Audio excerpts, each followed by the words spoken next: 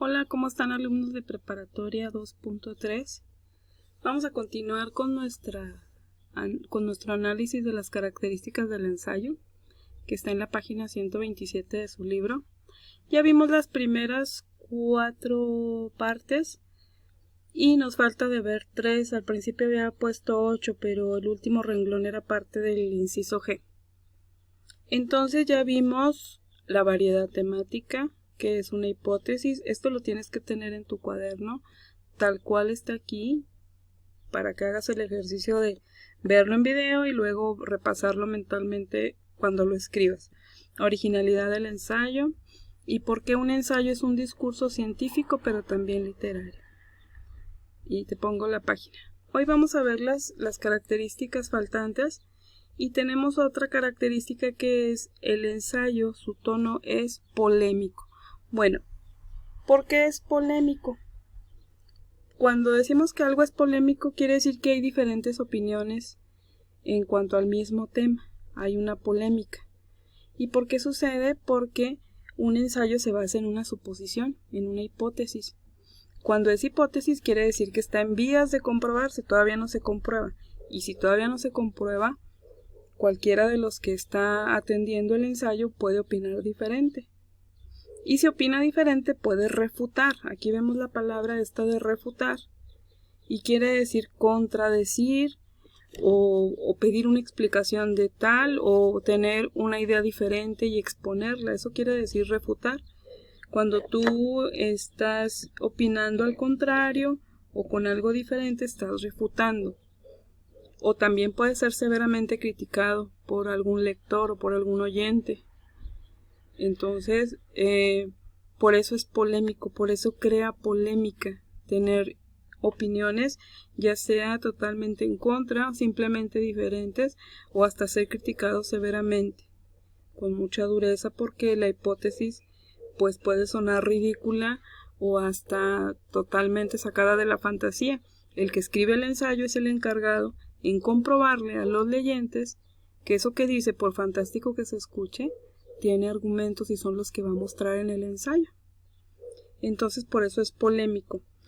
La refutación a veces es temida, no nos gusta que nos contradigan o nos critiquen en cualquier ensayo o hasta en la conversación sencilla o en la escritura sencilla.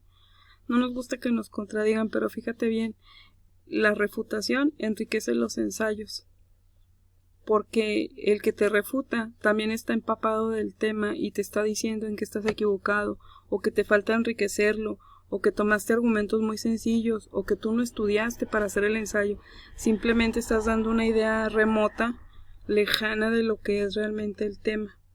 Siempre que alguien te refute, te va a enriquecer. No hay que tenerle miedo a la refutación y al contrario, saber que eso te va a enriquecer es como cuando te regresan una tarea con la corrección. Y nos molestamos muchas veces, pero esa corrección es la que enriquece tu trabajo y es la que te crea un hábito. Entonces, esto es para que entiendas y apliques la palabra de refutar y también para que entiendas que un ensayo es polémico. Cuando tú te encargan un ensayo y haces algo sin ni siquiera poner una idea polémica, sin ni siquiera profundizar en el tema, pues es un ensayo sin bases, ni siquiera llega al literario, ni siquiera es ensayo. Entonces, por eso lo estás estudiando ahorita, para que los enriquezcas y muestres una parte de ti y tus ideas muy peculiares y tengas argumentos necesarios. Y no importa que te arriesgues a que sean refutados, pero que sean tus ideas. Otra característica es que es subjetivo. Esto ya lo habíamos visto con otros estudios. Subjetivo, acuérdense que se refiere a ideas. Cuando es objetivo, es cuando hablamos de la realidad. Cuando es subjetivo se refiere a ideas propias. Entonces, por ser subjetivo logra la categoría de ser una obra literaria que está en la mente de un autor. Toda obra literaria es subjetiva porque es producto de la particular manera que tiene un autor de ver el mundo y de interpretarlo a través de sus obras literarias. Se apropia de lo que ve, le da su estilo. Para él una nube gris es la tristeza. Entonces, si se fijan, todo esto es subjetivo. Y además el conocimiento que tiene del lenguaje y la creatividad todavía lo hacen más subjetivo. Ser subjetivo quiere decir que es producto de la creatividad del autor. Entonces el ensayo, recuerden, tiene esas dos características. Tiene investigación objetiva, pero también tiene creatividad, que es subjetiva. El estilo en el ensayo. Fíjense bien, ya el estilo es la forma de escribir. No todos los ensayos tienen el mismo estilo, porque depende de varias cosas, que son estas. Un estilo de un chileno no va a ser nunca igual al estilo de un venezolano, ni de un mexicano. ¿Por qué? Porque tiene que ver con la nacionalidad, la cultura. Lo que para un chileno puede ser un clima agradable, para un argentino puede suceder en otra época del año y no ser tan agradable por las cosas que suceden en su tierra en esa época del año. Entonces la nacionalidad tiene que ver mucho. Para lo que para un mexicano es un platillo degustado nacionalmente, en otro país puede ser que sea desconocido y el mexicano va a hablar de ese platillo y el otro jamás lo va a nombrar. O de una creencia, o de una religión, o de una costumbre del pueblo. Entonces la nacionalidad tiene mucho que ver para el estilo de escritura. Para la libertad con la que se escribe, hay naciones que tienen más represión para expresarse y consideran temas tabús que en otras naciones no se consideran tabús. Entonces tiene que ver mucho la nacionalidad. Segundo, la época en que le tocó vivir. Aun siendo del mismo país, nunca va a ser un ensayo lo mismo de 1890 a un 2020. Jamás. Por los temas que aborda, por la naturalidad que los aborda, por el avance tecnológico. Son muchos factores. Entonces eso va a cambiar el estilo también. La escuela literaria que impera en el momento. La influencia de los demás escritores. El lenguaje que se utiliza. Eso también va a tener que notarse en el estilo del ensayista. Si el ambiente literario anda muy poético o anda muy realista o están criticando duramente al que escribe en verso, pues la escuela literaria del momento le va a afectar y tiene que ver con el estilo. O al que se revela con lo que está de moda y el ensayista se revela también. Entonces tiene mucho que ver esto de las escuelas literarias. La unión del fondo y la forma le van a dar también, esto es lo que genera el estilo. ¿Qué es esto de la unión del fondo y de la forma? Bueno, el fondo es como piensa el autor. Anótenlo. El fondo viene del pensamiento del autor. Y la forma es ya cómo lo escribe, cómo expresa su lenguaje. Entonces el estilo tiene que ver cómo pienso, por lo que he vivido, mi experiencia, y cómo lo expreso, cómo lo escribo, cómo lo hablo.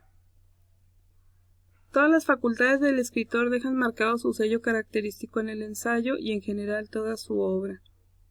El estilo es el hombre. Fíjense bien, todas las características del autor, todas sus facultades de escribir, de pensar, de expresarse, todo esto le va a dar un sello característico a la manera en la que escribe. Piensen ustedes como compañeros de clase, cada quien tiene un estilo para escribir.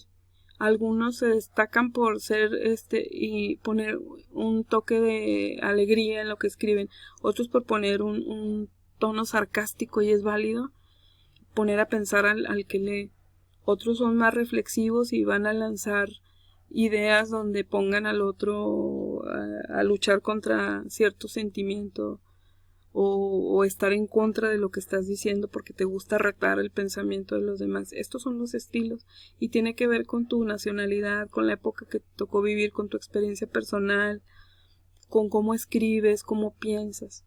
Los ensayos, muchachos, no son para escritores, los ensayos son para todos. El relato de tu día a día es un ensayo.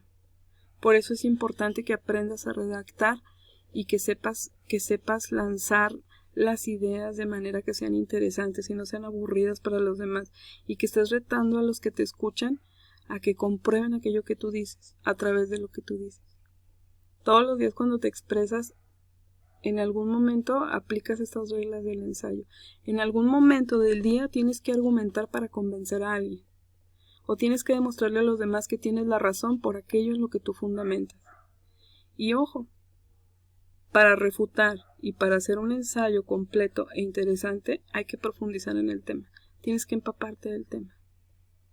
Si vas a hablar incluso de lo más sencillo, que cómo son la producción de nueces, pues tienes que ir a todo lo que es la guía de cómo se siembra, cómo se cuida, cómo se cosecha una nuez y en dónde se da y dónde fueron las primeras, para que puedas hacer un buen ensayo. Y si te lo refutan, tú tener los argumentos para poder defender.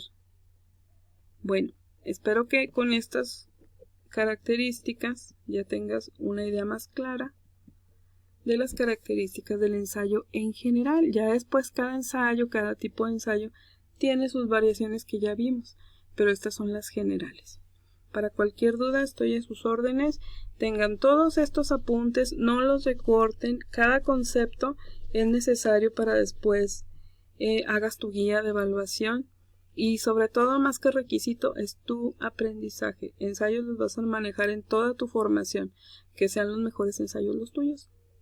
Nos vemos a la próxima.